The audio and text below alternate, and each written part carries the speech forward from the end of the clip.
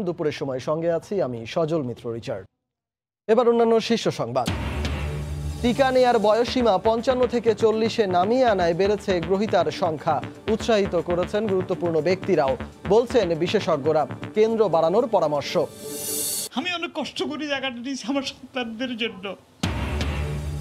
ওয়াসার ভুলে ব্যক্তিগত জমিতে গড়ে উঠেছে পাম্প ও খাল। 1 দশক ধরে বিভিন্ন জায়গায় ধর্ণা দিয়ে মেলেনি প্রতিকার। ঢাকার রাস্তায় নামছে বাঘ। পরিবেশ বাঁচানোর পাশাপাশি নিরাপত্তাও দেবে এই 3 হুইলার। প্যানিক বাটন টিপলেই কমবে গতি, আছে সিসিটিভিও। এবং ইসলামী ঐতিহ্য ও মূল্যবোধ সারা দেশে ছড়িয়ে দেবে 560টি মডেল মসজিদ। মুজিব বর্ষে 170টির উদ্বোধন, হয়ে উঠবে ইসলামী জ্ঞান ও সংস্কৃতি চর্চার কেন্দ্র।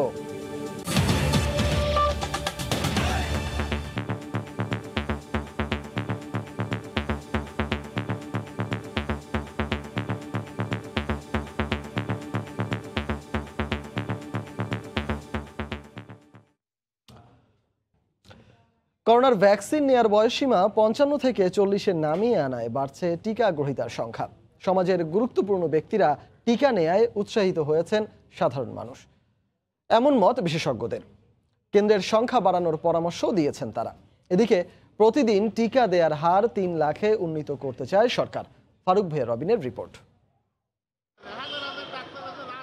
শুরুর দিকে নানা দ্বিধা সংশয় কাটিয়ে টিকা কেন্দ্রে বাড়ছে মানুষের ভিড়।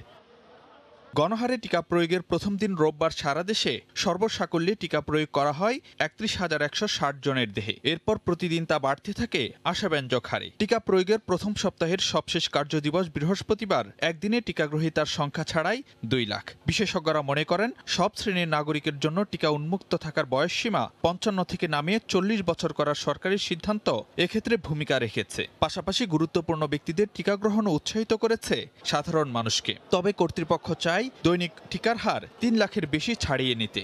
আগে 55 বছরের উপরে শুধু ছিল, এখন সেটা 40 বছরে নামিয়ে আনা হয়েছে। এটা একটা গৃহীত সিদ্ধান্তের ফল। দ্বিতীয়ত, যে আমাদের স্বাস্থ্য বিভাগ তারা চেষ্টা করছে যে এই কাঙ্ক্ষিত যে টার্গেট সেটা যাতে অর্জন করা যায়। প্রাপ্যতার নিরিখে এবং এই বছরই সবাইকে টিকা দিয়ে ফেলতে চাই, তাহলে প্রতিদিন 3 লাখ থেকে সক্ষমতা বাড়িয়ে অন্তত পক্ষে প্রতিদিন 5 লাখ থেকে 6 লাখ টিকা দেওয়ার ব্যবস্থা করতে হবে। সেটি সক্ষমতা আমাদের আছে।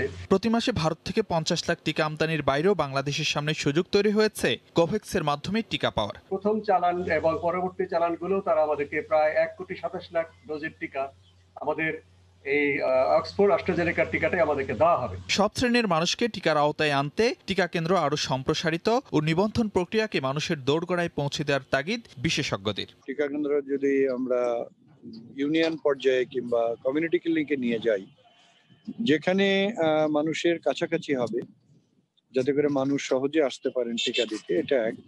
2 নম্বর হলো যে নিবন্ধনটা আমাদের এখন একেবারে পুরোপুরি বাড়ি বাড়ি যে আমাদের স্বাস্থ্যকর্মীদের নিবন্ধনটা করতে হবে। দেশে টিকা গ্রহণের পর এখনো পর্যন্ত কারো গুরুতর কোনো পার্শ্ব প্রতিক্রিয়ার খবর পাওয়া যায়নি।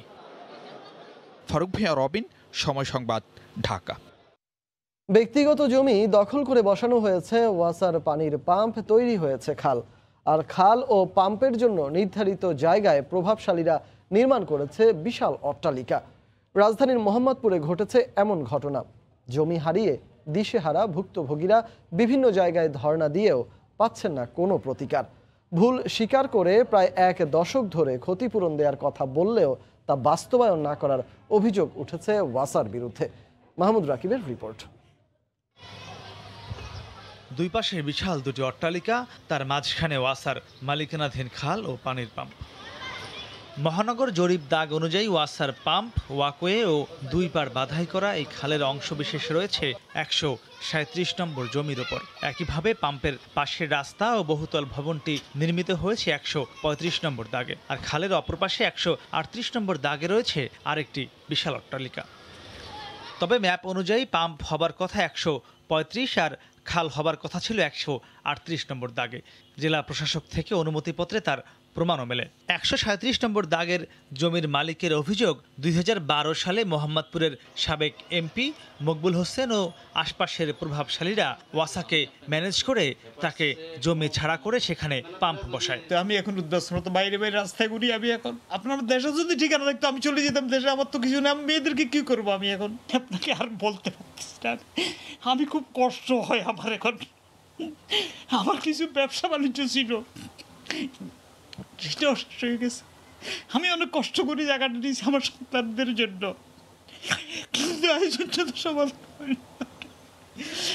আমি আপনাকে বুঝে বলতে পারবো না। আর আমি আমার কিছু বলার কিছু নাই। আমি অনেক জায়গায় গেছি। প্রতিকার চেয়ে বারবার ধর্ণা দেওয়ার পর ওয়াসাও শফিকুল ইসলামকে তার জমি ফিরিয়ে দেওয়ার পরামর্শ দিয়ে চিঠি ইস্যু করে। ভুল জায়গায় পাম্প বসানোর কথা স্বীকার করে 2016 সালে সময় সংবাদকে সাক্ষাৎকারও দেন ওয়াসার বর্তমান ব্যবস্থাপনা পরিচালক। পুরো ডিটেলস আমার ভূমি ডিপার্টমেন্ট আছে, ওরা সবটা দেখে দিবে। কারণ এরকম কোনো অভিযোগ যদি আমি পেয়ে থাকি অবশ্যই এটা যাচাই করে দেখব। 5 বছর পরও সেই একই আশ্বাসের পুনরাবৃত্তি। কারা কারা দায়ী চিহ্নিত করে তার জমি তাকে ফেরত দেওয়া যায় কিভাবে, সেই জন্য আমরা ব্যবস্থা নিতে বলছি। আমাদের যদি কারো ভুল হয়ে থাকে তাহলে অবশ্যই এনে ফেরত দিয়ে দিতে হবে, কারণ আমরা কেন অন্যের জমিতে যাব। বেঁচে থাকতে ওয়াসা এই ভুলের খেসারত দেবে কিনা সে প্রশ্নই এখন ডুকরে কাঁদছে 2 মেয়ের বৃদ্ধ পিতা শফিকুলের মনে। আমি খুব কষ্ট হয় আমার এখন। মাহমুদ রাকিব, সময় সংবাদ, ঢাকা। নাম তার বাঘ, একাধারে পরিবেশ বান্ধব, সাশ্রয়ী এবং নিরাপদও বটে। তবে এটি বনের বাঘ নয়, এটি একটি 3 হুইলারের গল্প। এতে আছে ওয়াইফাই সুবিধা, টিভি দেখার ব্যবস্থাও। প্রচলিত অ্যাসিড ব্যাটারির বিপরীতে এটি তৈরি হয়েছে পরিবেশ বান্ধব সোলার ও লিথিয়াম ব্যাটারির সমন্বয়ে। যথাযথ পৃষ্ঠপোষকতা পেলে দেশীয় চাহিদা মেটানোর পাশাপাশি অদূর ভবিষ্যতে বাঘ আয় করতে পারবে বৈদেশিক মুদ্রাও। সম্পূর্ণ দেশীয় এই উদ্যোগের মূল কাণ্ডারি কাজী জসিমুল ইসলাম বাপ্পির সঙ্গে কথা বলেছেন আতিকুর রহমান তমাল। অটোরিকশা, জেলা শহর থেকে শুরু করে মহানগর সর্বত্রই এখন ছড়িয়ে গেছে এসিড ব্যাটারি চালিত 3 চাকার এই যান। ব্যাটারিগুলোর মেয়াদ শেষে এর এসিড পরিবেশের জন্য মারাত্মক ক্ষতির কারণ হয়। শুধু তাই নয়, যাত্রীর গলায় কাপড় পেঁচিয়ে মৃত্যুর ঘটনাও অহরহ। কয়েক বছর থেকে এই যানগুলোই দাপিয়ে বেড়াচ্ছে গোটা দেশ। এদিকে রাজধানী ঢাকাতেও বহু বছর থেকে নেই সিএনজি অটোরিকশার নতুন নিবন্ধন। তাই পুরনো নম্বরের একটি অটোরিকশার দাম আকাশ ছোঁয়া। এই যখন দশা, তখন এই উদ্যোক্তা আমাদের জানাচ্ছেন তারা এমন একটি 3 চাকার যান বানিয়েছেন যেটি পরিবেশ বান্ধব লিথিয়াম আয়ন ব্যাটারি দিয়ে তৈরি। এই যানে রয়েছে সোলার সিস্টেম, যার সাহায্যে চলা যাবে 40 কিলোমিটার পথ, আর ব্যাটারিতে চলবে 90 কিলোমিটার। এর ভেতরে ও বাহিরে রয়েছে 2টি সিসিটিভি ক্যামেরা, যে কারণে চাইলেই মালিক ড্রাইভারের গতিবিধি পর্যবেক্ষণ করতে পারবেন। It's a lithium ion hybrid battery. এইটা সোলার বেসড পাওয়ার, এইটা ফুল কাভার্ড বডি, স্টিল বডির তৈরি। এটা 40 কিলোমিটার সোলারে চলবে। 5 ঘন্টা চার্জ দিতে পারলে এটা 90 কিলোমিটার চলবে। আছে ওয়াইফাই, টিভি দেখা, ফোন চার্জার এবং জরুরি প্রয়োজনের অ্যালার্ম সিস্টেম। এখানে একটা প্যানিক বাটন আছে। এই প্যানিক বাটনটা প্রেস করলে এই গাড়িটা 5 কিলোমিটার স্পিডে চলে যাবে এবং 20 মিনিট কেউ এই ভেহিকেল আর অন করতে পারবে না। 7 জন যাত্রী পরিবহন করতে পারা এই যানটি তৈরি করেছে বাঘ ইকো মোটরস। সব ঠিক থাকলে চলতি বছরই বাণিজ্যিকভাবে উৎপাদনে যাবে বাঘ। মিলিটারি সায়েন্স অ্যান্ড টেকনোলজি থেকে এটাকে ফুললি টেস্টেড এবং এপ্রুভড। রেজিস্ট্রেশনটা পেলেই 26শে মার্চ আমাদের 50টা ভেহিকেল মেড ইন বাংলাদেশ আমরা বাজারে আসতে পারবো। এই উদ্যোক্তা আমাদের বলছেন শুধু উৎপাদন নয়, তার পরিকল্পনা হলো এই যান দিয়ে তিনি রাইড শেয়ারিংয়েও নামবেন। সেক্ষেত্রে বাঘই হবে প্রথম নিজস্ব পরিবহনের রাইড শেয়ারিং কোম্পানি। এটির দাম পড়বে সর্বোচ্চ 4 থেকে 6 লাখ টাকা। বাংলাদেশে যে যানগুলো তৈরি হয় তার বেশিরভাগই বাইরে থেকে পার্টস এনে সংযোজনকৃত, কিন্তু বাঘই হবে দেশের প্রথম নিজস্ব উৎপাদন, এমন দাবি উদ্যোক্তার। আতিকুর রহমান তমাল, সময় সংবাদ, ঢাকা। ইসলামের সঠিক জ্ঞানের অভাবের সুযোগ নিয়ে প্রায়ই সমাজে বিশৃঙ্খলা সৃষ্টির সুযোগ নেয় এক শ্রেণীর স্বার্থান্বেষী মহল। তাই শান্তির ধর্ম ইসলামের ঐতিহ্য ও মূল্যবোধ সারা দেশে ছড়িয়ে দিতে দেশ জুড়ে 560টি মডেল মসজিদ নির্মাণ করছে সরকার, যার মধ্যে 170টির উদ্বোধন হবে মুজিব বর্ষে। এর মাধ্যমে মসজিদে নামাজ আদায় ছাড়াও ইসলামী জ্ঞান ও সংস্কৃতি চর্চার মাধ্যমে গড়ে উঠবে পূর্ণাঙ্গ ইসলামী সাংস্কৃতিক কেন্দ্র। রংপুর থেকে ফিরে রাশেদ বাপ্পির রিপোর্ট আর ছবি তুলেছেন SM সালাউদ্দিন। নির্মাণাধীন 4 তলা ভবন, তার পাশেই দৃষ্টিনন্দন সুউচ্চ মিনার। কদিন বাদে এই মিনার থেকে ছড়িয়ে পড়বে মুয়াজ্জিনের আজানের ধ্বনি। ধর্মীয় গোঁড়ামি আর কুসংস্কারের বিরুদ্ধে আরও এক পা এগিয়ে যাবে ধর্মপ্রাণ মানুষ। প্রধানমন্ত্রী শেখ হাসিনার উদ্যোগে দেশের প্রতিটি জেলা ও উপজেলায় একটি করে এমন 560টি মডেল মসজিদ ও ইসলামিক সাংস্কৃতিক কেন্দ্র নির্মাণ করছে সরকার। সাংস্কৃতিক কেন্দ্রের পাশাপাশি হজ প্রশিক্ষণ কেন্দ্র আছে।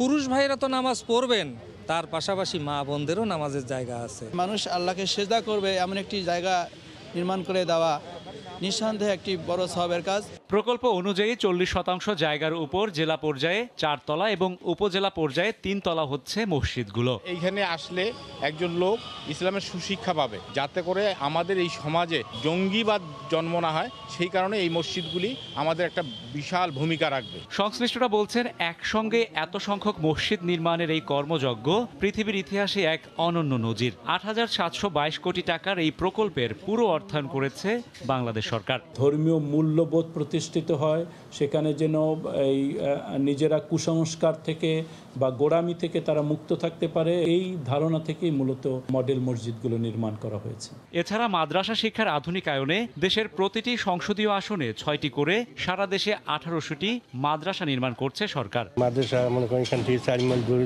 যাওয়া লাগছে, এখন মনে করেন নিকটবর্তী আল্লাহর মত পাইতেছি আমরা। দূর দূরান্ত থেকে আসা ছেলে মেয়েগুলো এখানকে পড়ার সুবিধা পাবে তারা, এবং একটা সুন্দর একটা পরিবেশ পাবে। ইসলামী মূল্যবোধের প্রসার ও সংস্কৃতি বিকাশের লক্ষ্যে পরিচালিত সরকারের এই উদ্যোগ প্রশংসা কুড়িয়েছে সারা দেশে।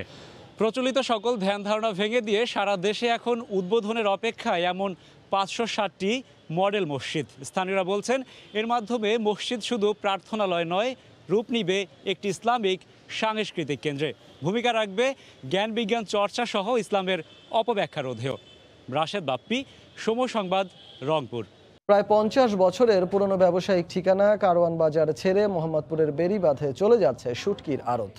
সরকারি উন্নয়ন কাজে জায়গা ছেড়ে দিতে বাধ্য হওয়া ব্যবসায়ীরা গত বছর দফায় দফায় আশ্বাস পেয়েছিলেন ক্ষতিপূরণের, কিন্তু এখনও টাকা না পাওয়ার দাবি করে তারা বলছেন, একদিকে নতুন ঠিকানায় যাওয়ার প্রস্তুতি, অন্যদিকে করোনার থাবায় ব্যবসা একদমই পড়ে গেছে। দুইয়ে মিলে বেকায়দায় পড়েছেন তারা। কামরুল হাসান সবুজের রিপোর্ট। কয়েক দশক ধরে বেচাকেনায় মুখর রেললাইনের পাশে বসা কারওয়ান বাজারের শুটকির আড়ত। দেশের বিভিন্ন অঞ্চলের হাওর বাওর, নদীনালা, খালবিল থেকে সামুদ্রিক প্রায় সব মাছের শুটকিই পাওয়া যায় ঢাকার সবচেয়ে বড় এই শুটকির বাজারে। চাহিদা মেটাতে এখানে শুটকি আসে মিয়ানমার, ভারত, পাকিস্তান, দুবাই থেকে। শুটকির দাম প্রতিদিনই ওঠানাম আছে, আজকে এক বাজার, কালকে এক বাজার।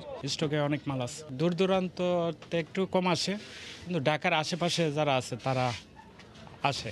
দেশের বিভিন্ন জেলা থেকে যেমন খুচরা ব্যবসায়ীরা শুটকি কিনতে আসেন, তেমনি অনেকেই আসেন শুকনো মাছের কুড়া সংগ্রহে। এই বাজারের মাছের যে ডাস্টটা হয় গুঁড়া, ওইটা মাছের খাদ্য, মুরগির খাদ্যের জন্য কালেকশন করি এবং বিভিন্ন ফিড মিলে বা বিভিন্ন মৎস্য খামারে আমি সাপ্লাই দিই। 400 পর্যন্ত মাল নিচ্ছি, আর এই 2-3 মাসের ভিতরে এখন 600 পর্যন্ত ঠেক দিচ্ছে মালের বাজার। কি আর পাইকাররা জানান, দেশি শুটকির দাম মোটামুটি স্থিতিশীল থাকলেও ওঠানামা করে বিদেশিগুলোর। আর এই ব্যবসায়িক মন্দাকালে নতুন ঠিকানা মোহাম্মদপুর বেড়িবাঁধে সব গুছিয়ে উঠতে চলে যাবে আরো 1 বছর।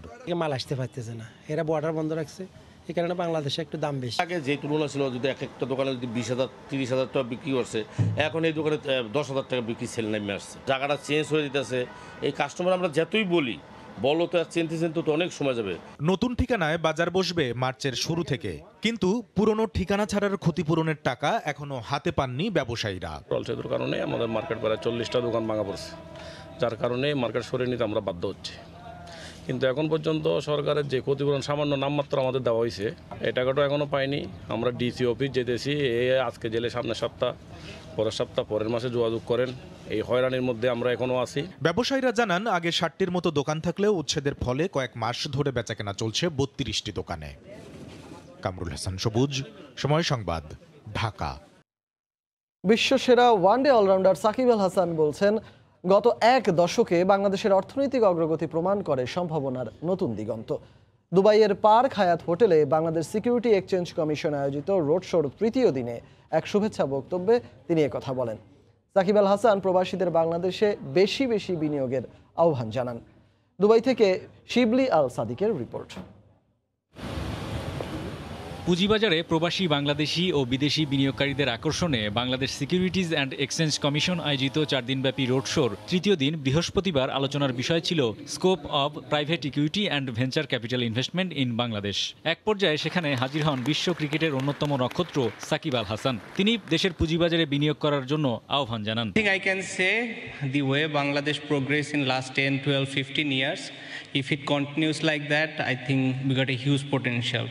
So I would like to not invite, I would like to encourage everyone to invest in Bangladesh, and by investing in Bangladesh, I think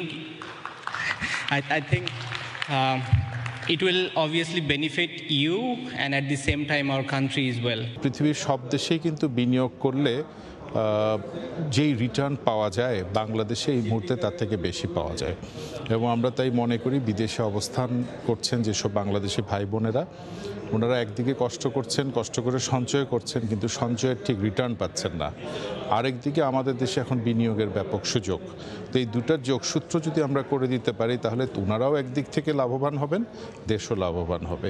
অনুষ্ঠানে নতুনদের উদ্যোক্তা হয়ে ওঠার জন্য কিভাবে উৎসাহী করা যায় তা নিয়ে আলোচনা হয়। উঠে আসে সহজভাবে প্রবাসীদের বিনিয়োগে সম্পৃক্ত করার বিষয়টিও। সংযুক্ত আরব আমিরাতে বসবাসরত যত ব্যবসায়ীকে অনুরোধ করব, আসুন আমরা সবাই একসাথে মিলে এই শেয়ার মার্কেটে এবং বাংলাদেশে বিভিন্ন সেক্টরে ইনভেস্টমেন্টের সুযোগ আছে, সেই সুযোগটা আমরা নেই। বিভিন্ন দেশে যে রোড শো হবে, I think that will be extremely good, এবং আমার মনে হয় এই ধরনের আরও প্রোগ্রাম দুবাইতে হবে, and that will really take মানে বাংলাদেশে ইনভেস্টমেন্ট, একটা হলো বিদেশিদের ভেঞ্চার ক্যাপিটাল হিসেবে, আর দুইটা হলো বাংলাদেশিদের নিজেদের পয়সা স্টক মার্কেটে যাবো, সেটা চ্যানেল হবে আর কি। রোড শো আয়োজকরা বলেন, বাংলাদেশ এখন অর্থনীতির বিভিন্ন সূচকে পার্শ্ববর্তী দেশগুলোর তুলনায় অনেক এগিয়ে, তাই তারা বিশ্বব্যাপী পজিটিভ বাংলাদেশের ভাবমূর্তি তুলে ধরতে চান।